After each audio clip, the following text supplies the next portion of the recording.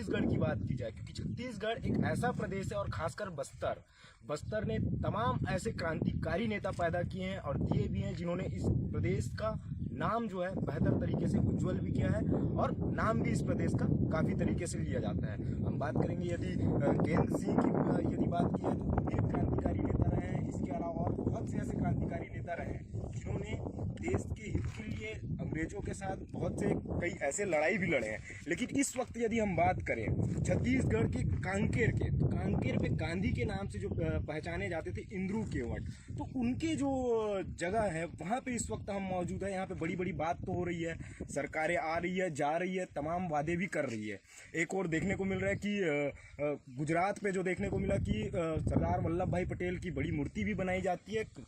लाखों करोड़ों रुपए इसमें खर्च भी की जाती है। लेकिन एक और अगर कहीं ना कहीं यदि छत्तीसगढ़ के अगर क्रांतिकारियों की यदि बात करें, स्वतंत्रता संग्राम सेनानी की बात करें, तो उनकी स्थिति जो है, उनके परिवार की जो स्थिति है वो बहुत ही दयनीय स्थिति यहाँ पे देखने को मिल रही है। क्योंकि आप इस वक्त देख सकते हैं ये जो स्मारक जो मठ जो बना हुआ है, ये क्रांतिकारी नेता रहे स्वर्गीय इंद्रू केवट की ये स्मारक है। और आप देख सकते हैं किस तरह से जो है यह जो 1965 में जो बना है उसके बाद से लेके अब तक वैसा का वैसा ही है। सरकार इस ओर कहीं ना कहीं जो है ध्यान देते हुए नजर नहीं आ रही है। इस वक्त इन तमाम मुद्दों को लेकर के हमारे साथ स्वर्गीय इंद्रू केवट के जो पोते हैं वो हमारे साथ मौजूद हैं। तुलसी जी, पहले तो बहुत बहुत स्वागत है आपका। ये बताइए कि इंद्रू केवट जी काफी एक बस्तर संभाग है, घने जंगल थे उस दौरान 1920 की यदि बात की जाए तो उन्होंने राजधानी रायपुर तक का जो सफर किया है, घने जंगल से वो बड़ी तादाद में यहाँ से लोगों को लेकर के भी राजधानी रायपुर गए। कई सारे प्रदर्शन में उन्होंने गांधी जी का समर्थन भी किया। और अभी जो हमको देखने को मिल रहा है, क्योंकि काफी लंबी उन्होंने लड़ाई भी लड़ी है, स्वतंत्रता आंदोलन में भी वो शामिल रहे हैं, लेकिन अभी जो है आपके परिवार की स्थिति क्या है और किस तरह से आप उनके नाम को भी सुनने में आ रहा है कि आप उनके नाम को लेकर के जो है लड़ाई लड़ रहे हैं, लेकिन उनके नाम जो है कहीं ना कहीं दबते हुए नजर आ रहे हैं, उसको लेकर के आप क्या कहेंगे? जी, मैं जितने भी थे, पूर्व भी थे, अभी वर्तमान भी थे, सभी को मैंने अपना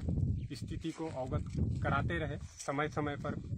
फिर भी आज तक के हमें शासन की ओर से किसी प्रकार का मदद या सहयोग के हमें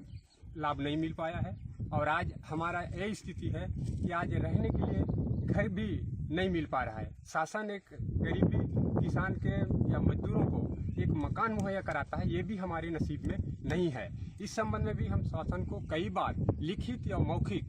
कई आवेदन दे चुके हैं, जिसके कापी हमारे पास मौजूद है, उनका डुप्लीकेट कापी। आज हम जहाँ पर हम निवासरत हैं, हमारे परिवार पर हालत बहुत जर्जर है। इस संबंध में शासन उचित ध्यान नहीं दे पा रहा है, इसलिए कहीं न कहीं शासन अपने स्तर में बहुत कमजोर है। और हम तो समझते हैं कि हमारे लिए कोई शासन ही नहीं है, ऐसा हमें महसूस होता है। हमें बड़ा गर्व है कि हम ऐसे गरीब केवट के यहाँ जन्म लिए, यही हमारे लिए बहुत है। लेकिन उनके खून हमारे भी रग में दौड़ रहा है। हम उसी चीज का इंतजार कर रहे हैं कि ऐसा प्रतिनिधि कभी न कभी हमारे पास कोई न कोई मिलेगा, और हम उसी इंतजार में संतुष्टि रख करके अपने आत्मा को समझा रहे हैं। और देखिए, ये 1965 का ये मंदिर है, इसके लिए भी जीर्णोद्धार के लिए कई बार मैंने आवेदन किया शासन प्रशासन को, लेकिन इसका हालत जस की तस है। यही हालत हमारा है। हमारा घर जहाँ पर रहता हूँ, मैं भी आपको अभी दिखा लूँगा जो किस स्थिति में है, और हम वहाँ कैसे छिपते हैं, कैसे आज निवासरत है बहू बेटी भाई के साथ में, वो आप देख करके समझ सकते हैं। तो ये जो है एक अहम सवाल है, क्योंकि जिस तरह से अगर स्वतंत्रता संग्राम सेनानी के जो परिवार है वो आप देख सकते हैं किस तरह से जीवनोद्धार की बात कर रहे हैं और किस तरह से उनकी जो गरीबी है उसको लेकर की बात कर रहे हैं, साथ साथ रोजगार की भी बात कर रहे हैं। लेकिन कहीं ना कहीं एक सबसे बड़ा सवाल ये उठता है कि सरकार जो है भले एक मूर्ति बनाने के लिए लाखों करोड़ रुपए खर्च कर सकती है, लेकिन अगर बस्तर से एक कोई क्रांतिकारी अगर कोई परिवार अपनी गुहार लेने के लिए अगर सरकार के पास जाते हैं या अधिकारियों के पास जाते हैं तो उनकी गुहार कोई सुनने को तैयार नहीं है। पहले तो एक और सवाल है, सबसे पहले ये बताइए कि कुछ जमीन भी देने की बात की गई थी यही जस्ट सामने में। जी, ये कोटी नदी के किनारे जहाँ पर अपने दादाजी का समाधि है, उसके साइड में जमीन जो लगा था, जो शासन की है, उन्हें भी देने के लिए बात की गई थी। और यहाँ जो बनने वाला जो कोटी नदी का जो सेतु निर्माण है उसमें इंद्रू केवट जी के नाम से ये सेतु निर्माण होने का भी कहा गया था, लेकिन आज तक ऐसा तो नहीं हो पाया, बल्कि वो जो देने की जो जमीन थे उसे भी गांव के कुछ स्वार्थी लोगों के द्वारा वो भी हड़पी गई है और हमें कुछ नसीब नहीं हो पाई।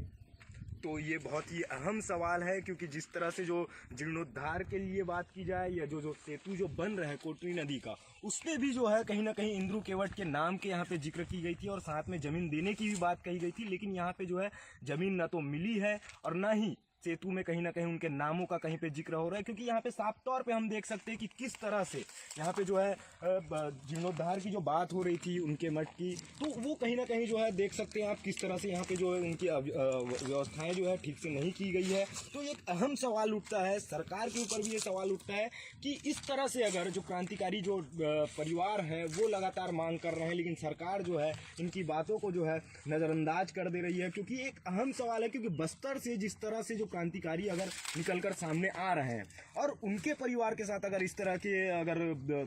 जो चीज़ है, तमाम जो चीज़ें हैं वो देखने को मिल रही है, तो ये बेहद ही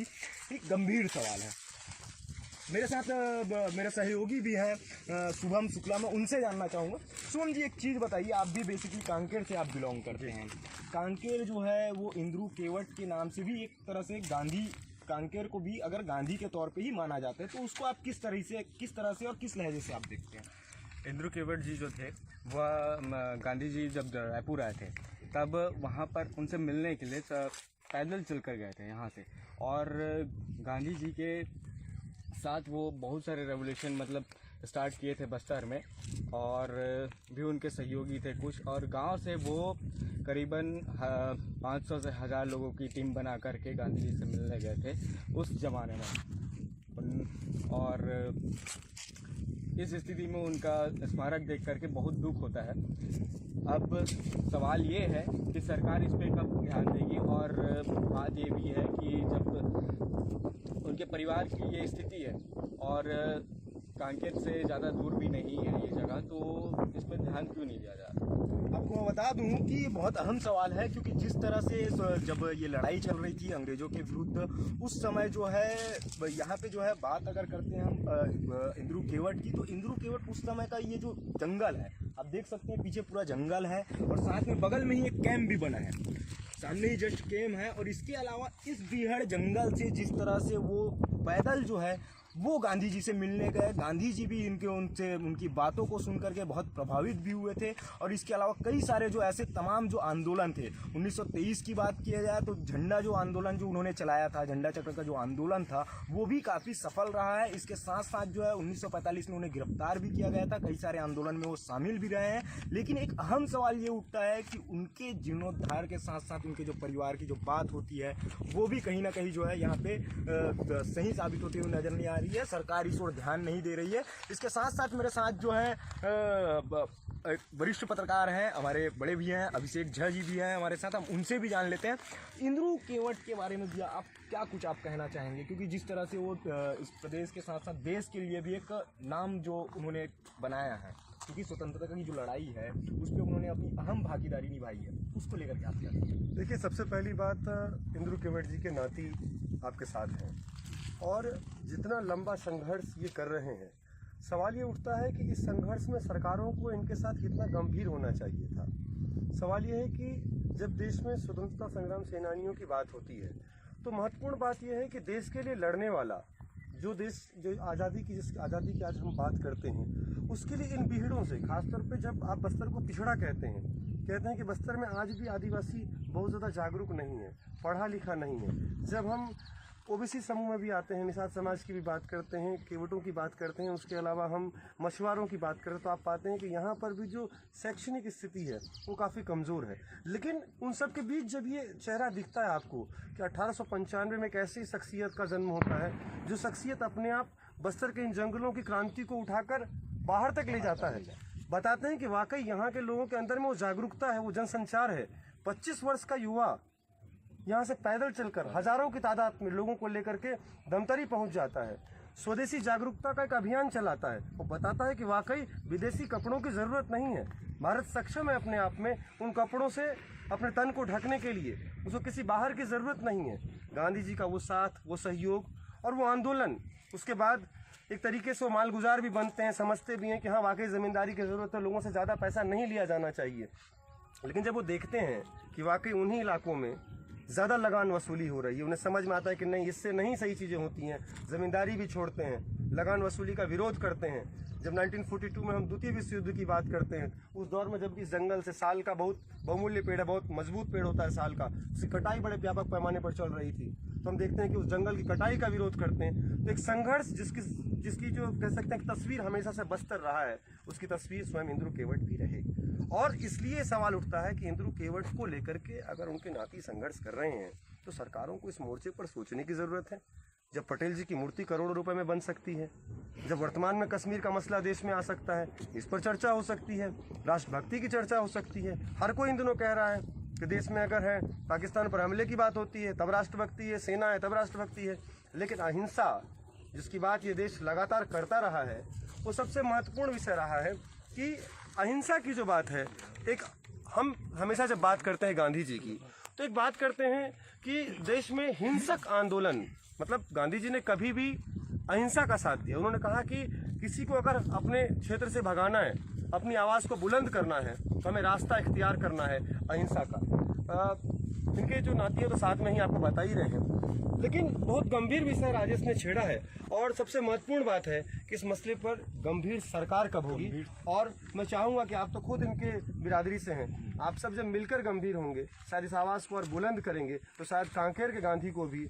वो सहारा मिलेगा जिस सहारे की बात लगातार स्वयं महात्मा गांधी करते थे। बिल्कुल बिल्कुल, निश्चित तौर पर ये मिलना भी चाहिए, क्योंकि ये निश्चित तौर पर कांकेर के गांधी हैं और सहारे की जरूरत भी है। लेकिन इसके साथ साथ इंद्रू केवट के साथ साथ दो और ऐसे क्रांतिकारी नेता रहे हैं जिसमें सुखदेव पाती हैं, कंगलू कुम्हार हैं, इनका भी कहीं पे भी किसी प्रकार का कोई जिक्र नहीं होता। तो मैं ये चाहूँगा जितने भी तमाम जो हमारे जो लोग हैं जो फेसबुक के माध्यम से इसको वीडियो को देख रहे हैं, उन सभी से ये अपील है कि इन दोनों क्रांतिकारियों के साथ साथ जो इंद्रू केवट हैं उनके परिवार के साथ साथ वो तमाम जो दो क्रांतिकारी जो रहे हैं उनके परिवार के भी कहीं ना कहीं जिक्र होना चाहिए और उनकी देखभाल की बात होनी चाहिए। और सरकार से भी ये सवाल करना चाहूँगा कि इन परिवारों के हिफाजत के लिए साथ साथ उनके रोजगार के साथ साथ, जिस तरीके से आप खुद देख रहे हैं कि इंद्रू केवट के जिस तरह से मठ है वो जीर्णोद्धार की बात हो रही है, लेकिन अभी तक है सरकार किसी और ध्यान नहीं दे रही है। तो एक अहम सवाल है, बस मैं आप सभी से यही निवेदन करूंगा कि इस वीडियो से ज़्यादा से ज़्यादा शेयर करें और सरकार के कान तक